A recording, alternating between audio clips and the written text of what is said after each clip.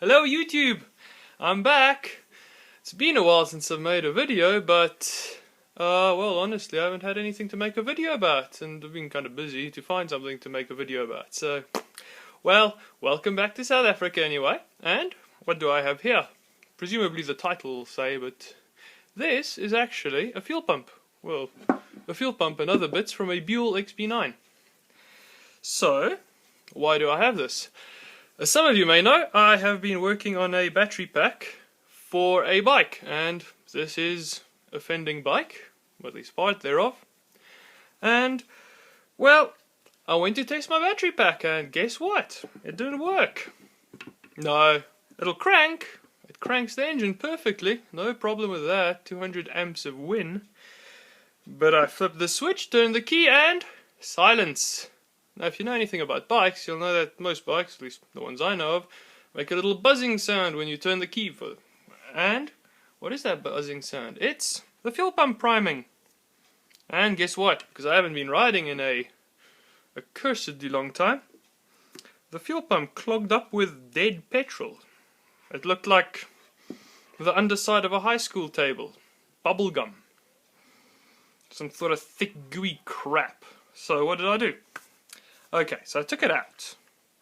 Now, if you know anything about Buells, you know that they're pretty much built like a tank.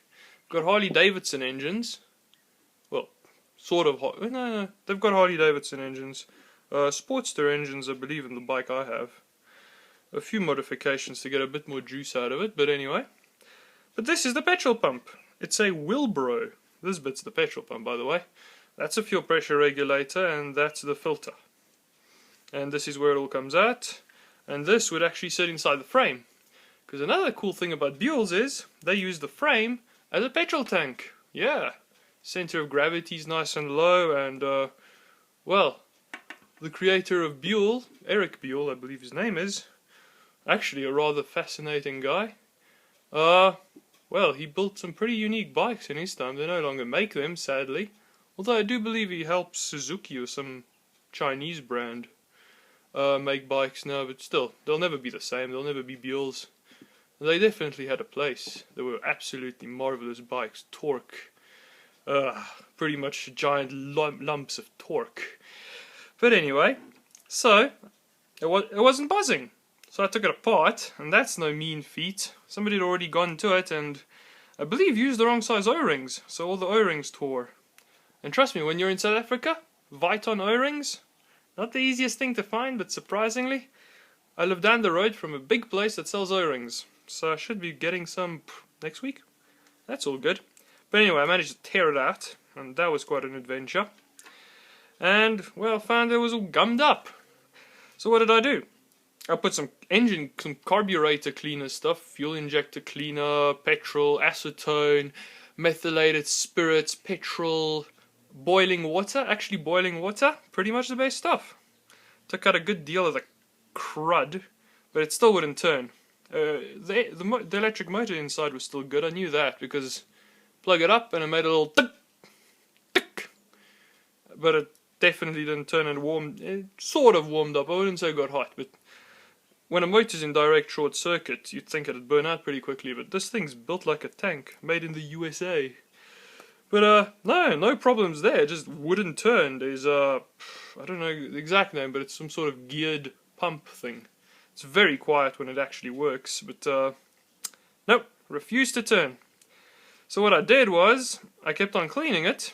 I cleaned it with hot water, got lots of black goo out. 2 days soaking in petrol, didn't work, and in the end, you know what I used? I used some of this stuff.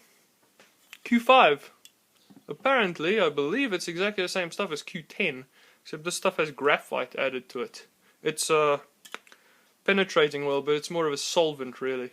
It's used to loosen nuts and bolts and stuff like that. It works absolutely marvelously.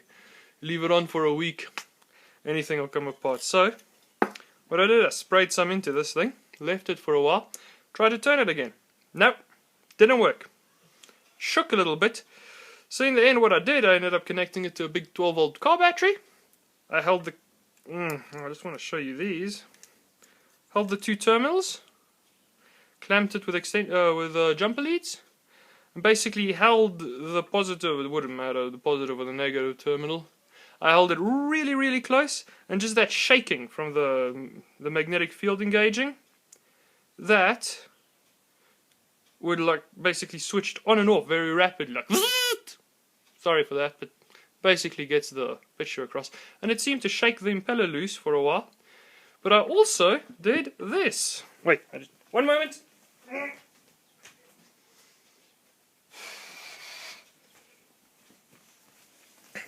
Okay, just want to be really careful. This is a absolutely gigantic, well, by my standards, neodymium magnet. Now, why on earth would I need a neodymium magnet? I'm sorry, I'm just being very careful because I don't know what it'll do to my iPad. I don't want it to turn it into gooey mush. But what I did was, I basically clamped the magnet, well, I clamped itself, to the side of the pump. Now, what on earth would be the point of doing that? Well, the pump actually uses permanent magnets. I looked up the patent number, and it's a permanent magnet DC motor. So what happens is, you've just increased the magnetic field, and the rotor, which has basically a second magnetic field that's set up with the electricity from the battery, what I'm guessing it would have done was increase the torque of the motor temporarily. So, what's the point of increasing the torque?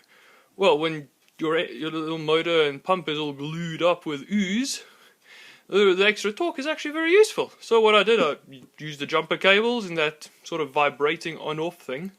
I might actually use a MOSFET and a 555 timer and try build a proper sort of DC motor wiggler. Don't know if it's ever been done. But, ow, sorry. Ow, bloody. But anyway, it seems to increase the torque of the motor, and I managed to get it unstuck, sprayed a bit of more Q5 inside, sprayed some really nasty smelling carb cleaner inside, and it buzzed all nicely, put it back together, put it in a tub of petrol with engine cleaner and two-stroke oil. Two-stroke oil was just there to prevent any of the sort of resin material from repolymerizing and gluing it up again. That would have sucked. But I just left it running off of a car battery for, I don't know, 10 minutes. Now it actually seems to run perfectly good pressure.